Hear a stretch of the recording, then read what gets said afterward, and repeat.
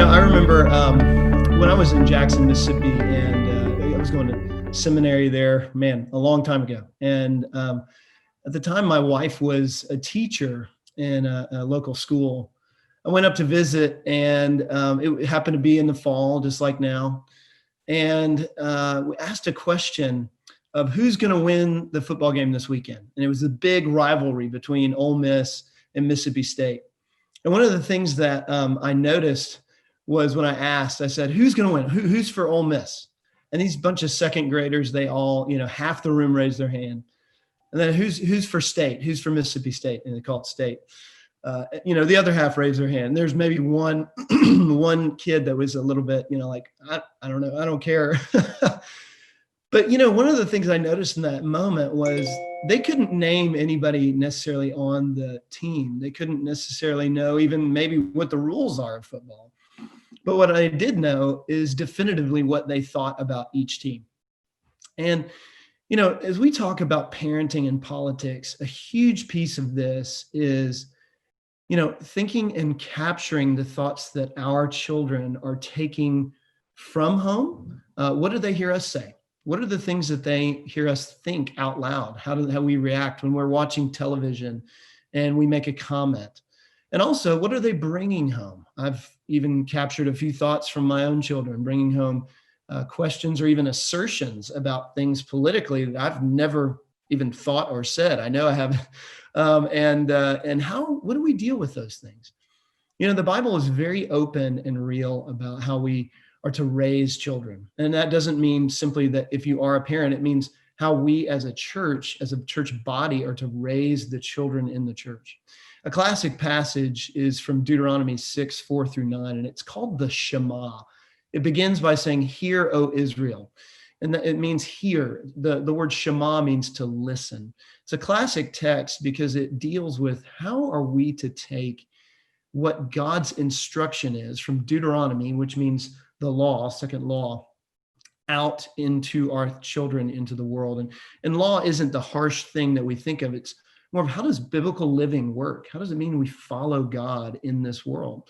The passage reads this. It says, Deuteronomy 6, 4-9, "Hear, O Israel, the Lord our God, the Lord is one. You shall love the Lord your God with all your heart and with all your soul and with all your might.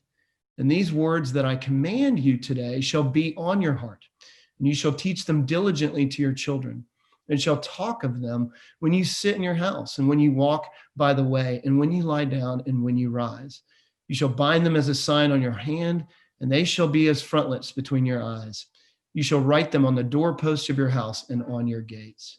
I just want to say two things briefly, I think, from this that kind of set us up and set the tone for our time together. One is that we need to begin teaching our kids to think. How do they love the Lord? If you think about what this passage is saying is, first, it says this very clearly in verse 6, "As these words that I command you today shall be on your heart," that means those adults, "you shall then teach them to your children diligently." Are we aware of what's on our hearts? And then know that our children are picking up every single part of those. Do they feel safe asking questions? Do they hear what's going on in the house? We're creating aromas that they are taking forth from our homes and from our places of work or even school. And do they have a safe place where they can ask questions? One of the number one things that I think our children are to learn, and this what this passage is teaching us, is are they owning their faith? One of the things that Tim Keller has brought up a number of times in some different talks and lectures I've heard is the difference between inherited religion versus chosen religion.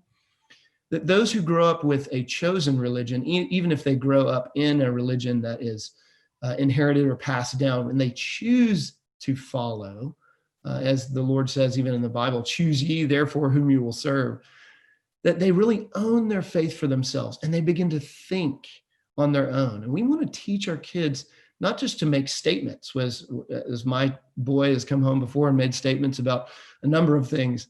I'll often stop and say, "Hey, why do you say that? What makes you think that?" Not just where'd you get that, but what makes you think that? And really teaching them to think, having their minds be shaped. And the second thing is teaching our kids to live out the truth, living out the good news of the gospel.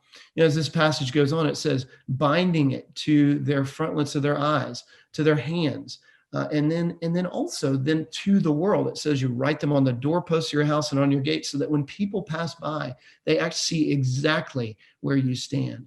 And the question I have for us is, are our kids first living out our political thoughts and that kingdom, the earthly kingdom, or are they taking forward and living out the heavenly kingdom?